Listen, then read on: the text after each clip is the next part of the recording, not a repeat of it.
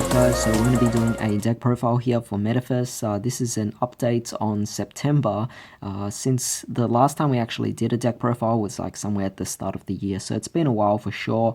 I got a few new cards as well as a few new changes to the deck itself, so without further ado, let's get started. To begin, we're obviously playing 3 copies of Metaphys Ragnarok, obviously one of the most important cards to help you special summon more Metaphys monsters from your deck, and it's also a tuner monster, so you could definitely do a lot of synchro plays there. We're also playing 3 copies of Nephthys. Nephthys is a very crucial card in the deck as well, basically your searcher, so very good card, and it's also level 8, so it's a trade-in target.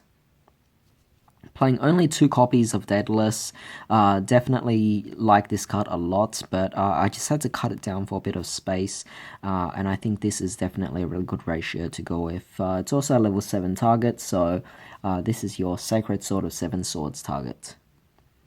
Then we're playing 2 copies of Metaphys Tyrant Dragon. This card, again, another level 8 that goes for your trade-ins, but at the same time it also just has really nifty effects as well, being able to special summon Metaphys monsters from your hand, so very nice there. And then we're playing 2 copies of Metaphys Decoy Dragon. Decoy Dragon is a very nice card. I used to play 3 of him, but I felt that it was a bit too much now, so because of that, I felt that 2 would be a better case. I just kept bricking when I played 3 copies of him, because I would already have one on the field or in the Pendulum Zone, and I would just draw into extra ones, and I really didn't know what to really do with it, so because of that I decided to cut down the copies down to 2, which I think it's actually more than enough for the deck itself. Of course, we're playing 2 copies of Necroface. Necroface is still a very important card for the deck, definitely helps facilitate a lot of plays. At the same time, it also banishes your opponent's cards as well, so it's definitely really nice. We're playing 2 copies of Eater of Millions, very nice card indeed. I think I used to play 3 of this, but I decided to drop it down to 2. I think it's more so a utility or a backup card. I don't really need it at cases, so I think playing 2 is definitely good enough for me. However, we are playing a new edition here. We're playing Light Ray Grepher. This is the new edition that I was told to actually try and add this in, and it actually has been working pretty well for me. So its effect, if you guys don't know, is you could special summon this card by discarding a level 5 or higher light monster. Obviously you have Nephthys, Daedalus and Tyrant Dragon being your targets. Its second effect is also, once per turn you could discard 1 light monster and banish a light monster from your deck. Very good card. I do want to actually get more copies of it. Obviously, it is just a very difficult card to actually find, given it's from OTS 6, so very old card, and it's also common, so most people just throw it in their bulk. So it's really difficult to come across this card. So right now I'm just playing 1, hopefully I could bump it up to 2. I'd probably take out one of the Eater of Millions so that I could add a second copy of the Light Ray Grepher. I think that will definitely be a really good choice. That being said, we are also playing another new edition here, and we're playing Aloof Lupine. Just 2 of these would be really good, so if you guys don't know this effect, when this card is normal summoned, you can banish a monster from your hand, banish a monster from your deck with the same type as that monster. So they're all worm types, so they definitely do work really well with each other, so definitely really nice there. And if this card is actually destroyed by battle, or if this card in its owner's position is destroyed by an opponent's card effect, you could target one of your banished monsters and add it to your hand. So again, just an extra bit of utility as well. A really nice card indeed. So 2 copies works pretty well for me. Adding in Aloof Lupine as well as Light Ray Grepher, both have been really great help to the deck as well. Now, the final monster of this deck is actually a very iffy card here. I think a lot of people are definitely going to have a lot of questions about this, but it's just my interesting tech that I decided to actually play in this deck, and that is Evil Swarm Salamandra. This card basically came out in the Dino structure deck, so you could easily just get that. It's common. I'm pretty sure if you ask around you could find it. But its effect is up to twice per turn you could banish a monster from your graveyard, and this card gains 300 attack until the end of your opponent's turn.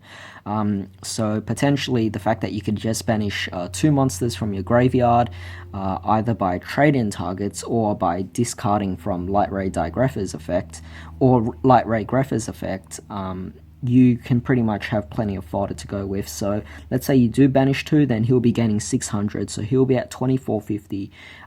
Very simple card just to again, just beat over your opponent's monsters. It's such a simple card, and the fact that uh, there are kind of cards that prevent you from special summoning these days. I think that just doing a simple normal summon, banish some monsters just to get a strong beat stick on the board, definitely just a really nice thing here. So, Evilswarm Salamandra I've been testing out and I really like it right now.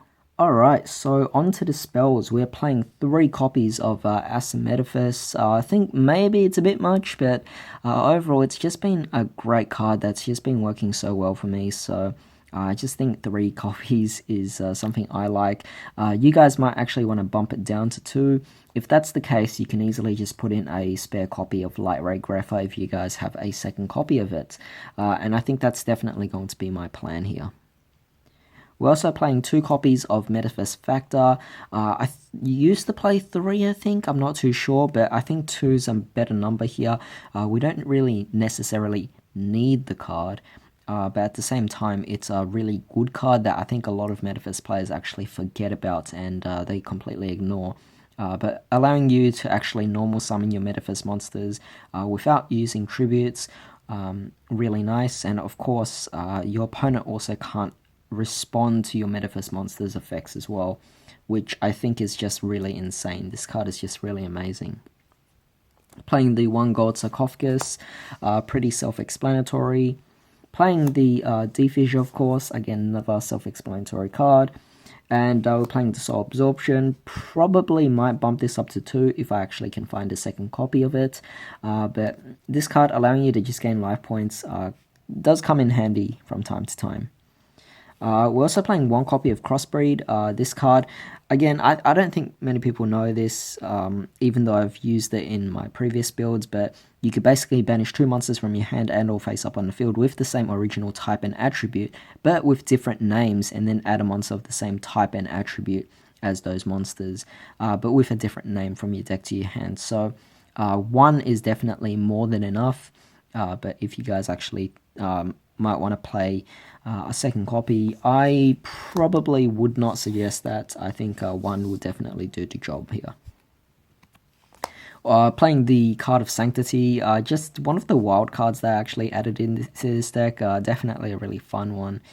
So definitely give this a go, though you don't really need to if you want to actually take this seriously at like a tournament or something like that. But that being said, it's more of a card that I just want to play for fun here. Of course, with the plenty of level 8 targets out there, we're also playing 2 copies of Trade-In. Again, this in case you're actually discarding.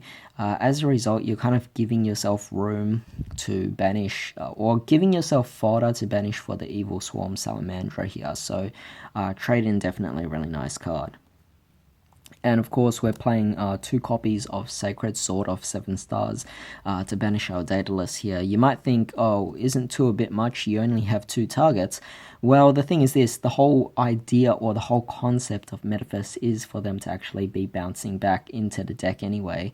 So as a result, you will never really run out of resources, so there you can never really play too many copies of Sacred Swords or Trade-In or anything like that. There's no big deal. And the final spell we're playing is the Pot of Acquisitiveness. We're just banishing monsters really quickly here, and I just want to find a way to return them, especially Necroface, a very crucial card. So because of that, I actually do want to return it in some sort of way, and I think Pot of Acquisitiveness actually does the job here. Simply just target any 3 banished monsters, shuffle them into the deck, and then you can draw a card as well. So definitely really nice. You could also return your opponent's banished monsters. A particular deck that you could actually do that with would be maybe Thunder Dragons or something like that. But yeah, a really nice card that I think 1 copy will definitely suffice. Alright, so onto the traps. We're only playing 2 copies of Ascension. I thought that 3 was actually a bit much since it is a hard once per turn. As a result, I think 2 will definitely be enough to actually do the job here. So just sticking to 2. Of course, we are still playing the Macrocosmos because, well, as long as it's at 1, then we are still going to be playing it. If we can get more, that'll be amazing. And to end things off, we're playing the Waterfall of Dragon Soul, still a really amazing card, either to just add a worm monster from your deck, or you could actually just recycle some of your cards that you don't need in your hand to actually draw, plus an additional card as well. So really amazing lineup. Just these 5 traps will definitely do the job here. But yeah, that's pretty much for the main deck, so let's move on to the extra deck. Alright, so onto the extra deck, we're just playing a very simple card here, and we're playing the Metaphys Horus. This is probably the only one that is actually the most relevant here.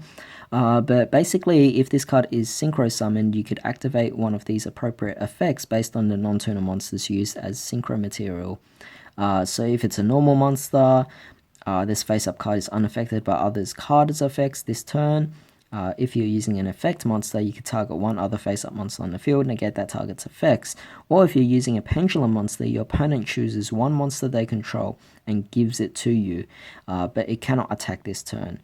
But the fact that it is permanent is definitely really nice, and the case here is we're actually going to be using Ragnarok as well as the Decoy Dragon, and together they tune into your Metaphys Horus, and since you just used a Pendulum, then you basically get to steal one of your opponent's monsters permanently.